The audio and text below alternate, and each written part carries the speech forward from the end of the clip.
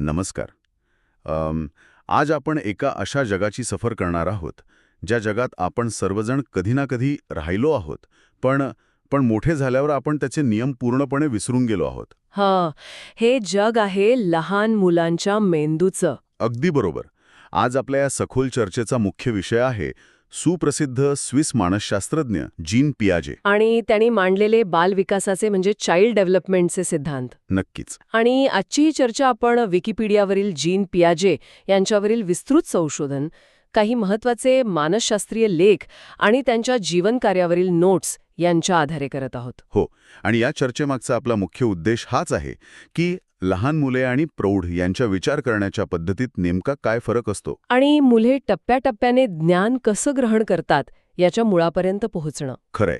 आणि या विषयाची खोली खऱ्या अर्थाने थक्क करणारी आहे. कारण पियाजे यांच्या आधी संपूर्ण जगाचा म्हणजे विशेषतः विज्ञान आणि शिक्षण क्षेत्राचा असा समज होता की लहान मुले म्हणजे केवळ कमी माहिती असलेले मोठे लोक आहेत. म्हणजे जणू काही त्यांचा मेंदू एक रिकामी पाटी आहे आणि आपण त्यात फक्त माहिती भरायची आहे. हो ना. पण पियाजे यांनी हा समज मुळापासून हलवून सोडला. मुलांचा मेंदू केवळ आकाराने लहान नसून त्याची माहितीवर प्रक्रिया करण्याची संपूर्ण यंत्रणाच वेगळी असते, हे त्यांनी सिद्ध केलं. या सगळ्या प्रवासाची सुरुवात कशी झाली याचा एक भन्नाट किस्सा आपल्या नोट्समध्ये दिलाय. म्हणजे पियाजे लहानपणापासूनच किती हुशार होते हे आवरून समजतं. वयाच्या अवघ्या 15व्या वर्षीची ती घटना ना? हो, 15व्या वर्षी त्यांनी चक्क शिंपल्यांवर, ज्याला आपण मोलस्कस म्हणतो, त्यावर एक संशोधन लेख प्रकाशित केला होता. हे खरंच आश्चर्यकारक आहे. म्हणजे ज्या वयात मुलं शाळेतल्या अभ्यासामुळे वैतागलेली असतात, त्या वयात हा मुलगा विज्ञानाच्या जगात स्वतःचं नाव कमवत होता. अगदी. पण मानवी मेंदूकडे ते कसे वळले यामागे त्यांच्याच बालपणीची एक अतिशय नाट्यमय घटना आहे. ती खोट्या आठवणीची म्हणजे फॉल्स मेमरीची घटना. हां, ती गोष्ट तर एखाद्या चित्रपटासारखी वाटते. हो ना. पियाजे अगदी लहान बाळ असताना त्यांच्या केअरटेकरने, त्यांच्या नॅनीनं पालकांना एक थरारक गोष्ट सांगितली होती. तिने सांगितलं की जेव्हा ती छोट्या पियाजे यांना बाहेर घेऊन गेली होती तेव्हा एका अपहरणकर्त्याने त्यांच्यावर हल्ला केला. आणि तिने जीवावर उदार होऊन त्या माणसाशी लढा दिला. तिच्या चेहऱ्यावर नखे लागल्याच्या खुणाही होत्या म्हणे. हो, आणि तिने पियाजे यांना अपहरणापासून वाचवलं. या शौर्याबद्दल तिला बक्षीसही मिळालं होतं.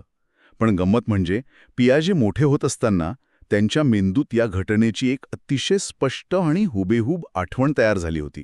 त्यांना तो प्रसंग अक्षरशः डोळ्यांसमोर घडल्यासारखा आठवत असे. पण या कथेचा शेवट खूप धक्कादायक आहे. हो. जेव्हा पियाजे 15 वर्षांचे झाले तेव्हा त्या नॅनीने एका पत्राद्वारे त्यांच्या पालकांची माफी मागितली. कारण असं कोणतंही अपहरण कधीच झालं नव्हतं. बरोबर. तिने ती गोष्ट फक्त लोकांचं लक्ष वेधून घेण्यासाठी आणि बक्षीस मिळवण्यासाठी रचली होती. चेहऱ्यावरील खुणाही तिने स्वतःच ओरबाडून घेतल्या होत्या. बापरे. आता विचार करण्यासारखी गोष्ट ही आहे की जो प्रसंग कधी घडलाच नाही त्याची इतकी जिवंत आठवण पियाजे यांच्या मेंदूत कशी तयार झाली? हे खरोखरच चक्रावून टाकणार आहे. मेंदूने स्वतःच एक खोटी चित्रफीत तयार केली आणि ती खरी मानून साठवूनही ठेवली. याच एका प्रश्नाने पियाजे यांना अस्वस्थ केलं. मानवी स्मृती आणि ज्ञान नेमकं कसं तयार होतं? एखादी गोष्ट खोटी असल्याचं समजूनही त्याची आठवण तशीच कशी राहते? ज्ञानाचा अभ्यास करणारी ही जी शाखा आहे तिला एपिस्टेमोलॉजी म्हणतात. आणि म्हणूनच पियाजे यांनी स्वतःला जेनेटिक एपिस्टेमोलॉजिस्ट म्हणून घेणं पसंत केलं. हाच प्रश्न त्यांच्या पुढील संपूर्ण संशोधनाचा पाया ठरला. ते अल्फ्रेड बिने यांच्या शाळेत काम करत होते. अल्फ्रेड बिने, ज्यांनी जगातील पहिली बुद्धिमत्ता चाचणी किंवा आयक्यू टेस्ट विकसित केली होती. हो, आणि तिथे बुद्धिमत्ता चाचण्या तपासताना त्यांच्या लक्षात एक खूप वेगळी गोष्ट आली. बिने यांचं लक्ष मुलं कोणती उत्तरं बरोबर देतात यावर होतं, पण पियाजे यांचं लक्ष मुलं कोणती उत्तरं चूक देतात यावर गेलं. लहान मुलं चुका करतात यात नवल नाहीये. नाही, पण त्यात एक पॅटर्न होता. एका विशिष्ट वयोगटातील मुलं अगदी एकाच प्रकारच्या चुका करत होती, ज्या चुका मोठी मुलं किंवा प्रौढ करत नव्हते. म्हणजे 5 वर्षांच्या सर्व मुलांनी एखाद्या प्रश्नाचे एकाच प्रकारचे चुकीचं उत्तर देणं हा काही योगायोग असू शकत नाही. नक्कीच नाही. आणि हाच पियाजे यांच्यासाठी खऱ्या अर्थाने एक आहा क्षण होता. Aha moment. हो. यावरून त्यांनी असा क्रांतिकारक विचार मांडला की लहान मुले म्हणजे कमी बुद्धी असलेले मोठे लोक नसून त्यांच्या विचार करण्याची प्रक्रियाच मुळात वेगळी असते. मग प्रश्न असा पडतो की मुले ज्ञान कसं ग्रहण करतात? या संदर्भात आपल्या नोट्समध्ये स्कीमा या शब्दाचा उल्लेख वारंवार आला आहे. यात सर्वात आकर्षक गोष्ट ही आहे की स्कीमा म्हणजे डोक्यातील माहितीचे साचे किंवा फ्रेमवर्क. माहितीचे साचे? हो, समजा आपला मेंदू एक कपाट आहे आणि त्यात वेगवेगळ्या फाईल्स ठेवण्यासाठी फोल्डर्स आहेत. हे फोल्डर्स म्हणजे स्कीमा. जसं मूल नवीन अनुभव घेतं तसं ते हे साचे तयार करत जातं. याचं एक खूप छान उदाहरण मला आठवतंय. अनेक 3 वर्षांच्या मुलांना असं वाटतं की सूर्य जिवंत आहे, कारण तो सकाळी उगवतो आणि संध्याकाळी मावळतो. बरोबर. त्यांच्या डोक्यात एक साचा असतो, जी गोष्ट हलते ती जिवंत असते. अतिशय समर्पक उदाहरण. आणि मुले नवीन माहिती मिळवताना 2 गोष्टी करतात. एक म्हणजे सात्मीकरण, ज्याला असिमिलेशन म्हणतात, आणि दुसरं समायोजन म्हणजेच अकमोडेशन. असिमिलेशन म्हणजे जुन्या साच्यात नवीन माहिती बसवणे. अगदी बरोबर. जसे की लहान बाळ प्रत्येक नवीन वस्तू तोंडात घालतं, कारण जगाशी संवाद साधण्याचा त्यांचा तोच एक साचा असतो. आणि अकोमोडेशन? अकोमोडेशन म्हणजे नवीन माहितीनुसार साचा बदलणे. जेव्हा बाळाला समजतं की एखादी वस्तू खूप मोठी आहे आणि ती तोंडात घालता येत नाही, तेव्हा त्याला आपला साचा बदलावा लागतो. म्हणजे वस्तू फक्त पकडून खेळण्यासाठी असते हे समजणे. हो, आणि या दोन्हींमधील संघर्षामुळेच बौद्धिक विकास होतो. इथेच हा विषय खऱ्या अर्थाने रंजक होतो, कारण या साच्यांच्या विकासातूनच पियाजे यांनी बौद्धिक विकासाचे 4 महत्वाचे टप्पे मांडले आहेत. हो, आणि हे 4 टप्पे खूप महत्वाचे आहेत. पहिला टप्पा आहे सेन्सरी मोटर, जो जन्मापासून ते 2 वर्षांपर्यंत असतो. या टप्प्यात मुले ज्ञानेंद्रिये आणि हालचालींतून जग समजून घेतात.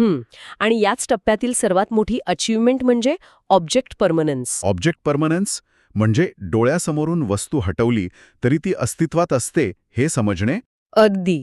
तुम्ही पाहिलं असेल, आपण बाळांसोबत लपाछपी खेळतो. आपण चेहरा झाकतो आणि उघडतो तेव्हा बाळ हसतं. कारण त्यांना वाटतं आपण खरोखरच गायब झालो होतो. हो, पण जेव्हा त्यांना ऑब्जेक्ट परमनन्स समजतं तेव्हा ते स्वतः ब्लँकेट ओढून आपल्याला शोधायला लागतात. भारीच आहे. आणि यानंतर येतो दुसरा टप्पा, प्री ऑपरेशनल स्टेज. हा 2 ते 7 वर्षांपर्यंत असतो. या वयात मुले प्रतिकात्मक खेळ किंवा सिम्बॉलिक प्ले खेळतात. कागदाच्या तुकड्याला ताट समजतात किंवा चेकरबोर्डच्या सोंगट्यांना चक्क खाऊ समजून खेळतात. पण या टप्प्यात मुले इगोसेंट्रिक असतात असा उल्लेख नोट्समध्ये आहे. इगोसेंट्रिक म्हणजे अहंकारी का? अजिबात नाही. इथे इगोसेंट्रिक असण्याचा अर्थ असा की ते दुसऱ्या व्यक्तीच्या दृष्टिकोनातून विचार करू शकत नाहीत. त्यांना वाटतं की जसं जग त्यांना दिसतंय तसंच ते सर्वांना दिसतंय. म्हणूनच ते सतत का आणि कसे असे प्रश्न विचारतात. आणि मग तिसऱ्या टप्प्यात काय होतं, जो 7 ते 11 वर्षांचा कॉन्क्रीट ऑपरेशनल टप्पा आहे? तिथे मुले तार्किक विचार करायला लागतात, पण फक्त समोर दिसणाऱ्या भौतिक गोष्टींबाबत. इथे रिव्हर्सिबिलिटीची संकल्पना त्यांना समजते ना? हो, जसं की प्लेडोचे 2 वेगळे गोळे एकत्र केले तर लहान मुलाला वाटेल ते आता कायमचे एकच झाले. पण या टप्प्यातील मुलाला समजेल की आपण ते पुन्हा वेगळे करू शकतो. आणि पाण्याच्या ग्लासचं उदाहरण सुद्धा. उंच ग्लासमध्ये पाणी ओतलं तरी पाण्याचे प्रमाण समानच राहतं हे त्यांना या टप्प्यात समजतं. अगदी बरोबर. आणि चौथा टप्पा फॉर्मल ऑपरेशनल, जो 11 वर्षांनंतर सुरू होतो. तिथे मग अमूर्त विचार किंवा ॲब्स्ट्रॅक्ट रिझनिंग सुरू होतं. मुले केवळ समोर असणाऱ्या गोष्टींवर नाहीत तर काय घडू शकतं या शक्यतांवर विचार करू लागतात. हे सगळं ऐकताना रेडीनेस या संकल्पनेचं महत्त्व लक्षात येतं. हो, शिक्षकांसाठी हे खूप महत्वाचं आहे. जोपर्यंत मूल विशिष्ट टप्प्यावर पोहोचत नाही तोपर्यंत त्याला गुंतागुंतीच्या गोष्टी शिकवणं व्यर्थ आहे. बरोबर. तुम्ही 4 वर्षांच्या मुलाला बीजगणित शिकू शकत नाही. आणि नैतिकतेच्या विकासाबद्दलही पियाजे यांचे विचार खूप वेगळे होते. हो, त्यांच्या मते मुले योग्य आणि अयोग्य हे मोठ्यांच्या आदेशांवरून नाही तर त्यांच्या मित्रांसोबत खेळताना चांगल्या प्रकारे शिकतात. म्हणजे सहकार्यातून, कोऑपरेशनमधून. मोठ्यांचा प्रभाव अनेकदा बंधनात्मक असतो, पण मित्रांसोबत नियमांची चर्चा केल्याने खऱ्या अर्थाने नैतिकता विकसित होते. पण अर्थातच एवढ्या मोठ्या सिद्धांतावर काही टीका झाली असेलच. यामुळे एक अत्यंत महत्वाचा प्रश्न निर्माण होतो आणि टीकाही झाली. मुख्य आक्षेप रशियन मानसशास्त्रज्ञ लेव वाइगॉत्स्की यांनी घेतला. त्यांचा सांस्कृतिक प्रभावाचा मुद्दा होता ना? हो, मुलांचा विकास फक्त त्यांच्या स्वतंत्र प्रयोगांवर अवलंबून नसून संस्कृती आणि आजूबाजूच्या लोकांशी होणाऱ्या संवादावरही अवलंबून असतो असं त्यांचं म्हणणं होतं. आणि पियाजे यांच्या संशोधन पद्धतीवरही आक्षेप होता. त्यांनी अनेक निष्कर्ष फक्त स्वतःच्या 3 मुलांच्या निरीक्षणावरून काढले होते.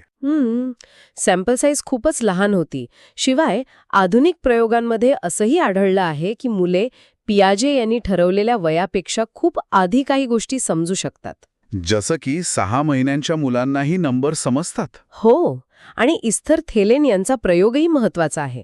त्यांनी बाळांचा हाताला वजन बांधून दाखवून दिलं की पियाजे यांचा A0B एरर सिद्धांत शारीरिक परिस्थितीनुसार बदलू शकतो. म्हणजे विकास हा खूप गुंतागुंतीचा विषय आहे, पण पियाजे यांचा प्रभाव फक्त मानसशास्त्रापुरता मर्यादित राहिला नाहीये. जर आपण हे एका व्यापक दृष्टिकोनातून पाहिले तर त्यांचा प्रभाव संगणक विज्ञान आणि कृत्रिम बुद्धिमत्तेवरही पडला आहे. हे खरंच थक्क करणार आहे. सीमोर पॅपर्ड यांनी लोगो प्रोग्रामिंग भाषा बनवताना पियाजे यांच्या तत्वांचा वापर केला. आणि ॲलन के यांनी जो ग्राफिकल युजर इंटरफेस किंवा GUI बनवला त्यावरही पियाजे यांचा थेट प्रभाव होता. तर या सगळ्याचा नेमका अर्थ काय होतो? अर्थ हाच की पियाजे यांच्या काही सिद्धांतांवर काळानुसार टीका झाली असली